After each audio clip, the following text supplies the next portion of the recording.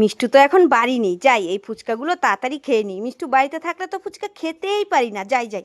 ইস, হাতে কি নোংরা, যাই ফুচকাটা এখানে রেখে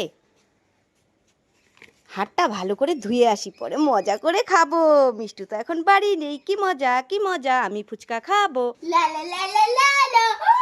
এগুলো কি ফুচকা না? ঠিক মা রেখেছে ভাইকে খেতে দেবে বলে।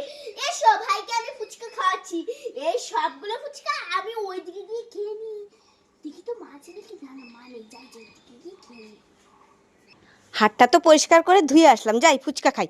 এ বাবা, আমি তো এখানেই ফুচকার থালাটা রেখে গেছিলাম, কে খেয়ে নিল? এ মা, কুকুরে মনে হয় খেয়ে নিয়েছে, আমার আর ফুচকা খাওয়া হলো না। দেখি তো, এটা কে? মিষ্টু না? মিষ্টু এইভাবে পিছন ঘুরে দাঁড়িয়ে আছে কেন? গিয়ে দেখি তো। আরে এই মিষ্টু, কি আছে? তুই কি করছিস? কিছু না, এই যে দাঁড়িয়ে আছি। দাঁড়িয়ে আছিস? হ্যাঁ। আরে এইদিকে ঘর ঘর। কি আছে?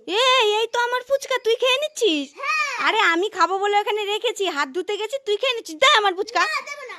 এ মা, এই মেয়েটার জন্য আমি কিছুই খেতে পারি না।